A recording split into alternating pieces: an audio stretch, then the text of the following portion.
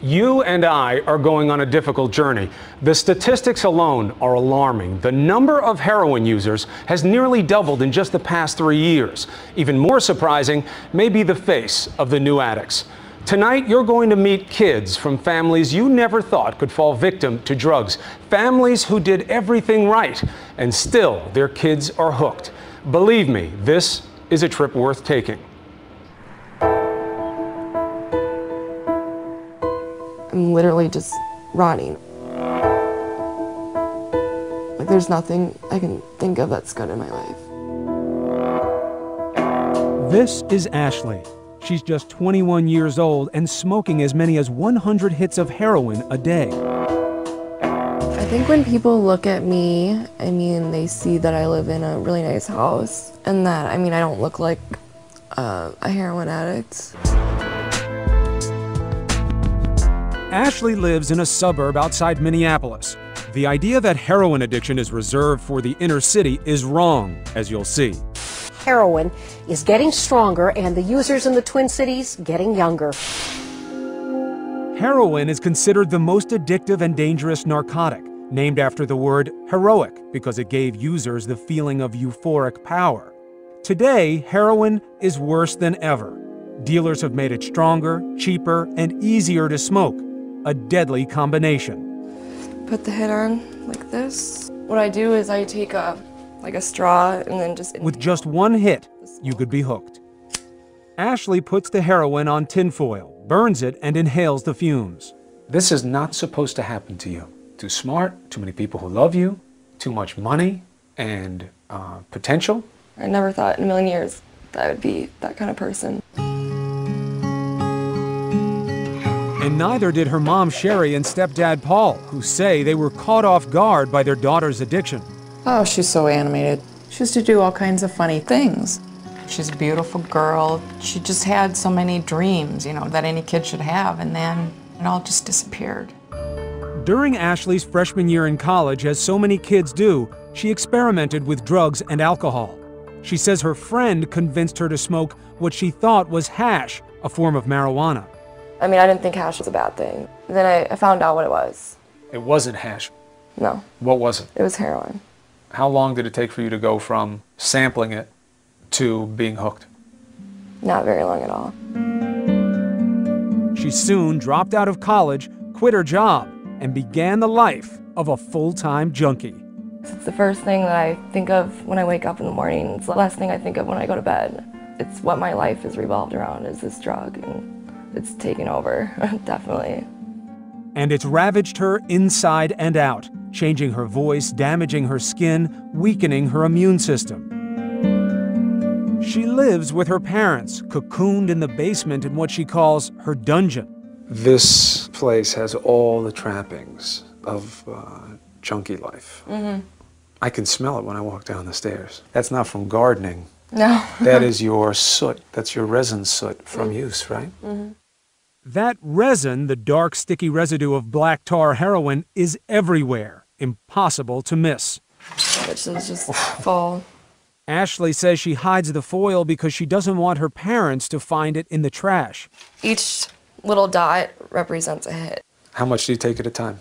I'll probably do a bag, so 6 to 9 hits. These bags are tiny balloons dealers use to package heroin. Dozens of empties hide in plain sight underneath a smiling Buddha. And this isn't all of them, right? This is just... No, that's just probably a month's worth. Wow. And that adds up. At $15 a bag, Ashley has to come up with $1,000 a week to support her habit. Even more surprising than the price, the source. Most of the money comes straight from her parents. You say, give me $40, and they ask why. And you say, because? I'm gonna go do something with my friend so-and-so. And that's usually all I have to say. It's really not that simple, as you'll see later on. But one thing's for sure, the strain on this family is taking its toll. It's a really sick feeling to know that's my parents' money, and it really sucks to know that's how I repay them back.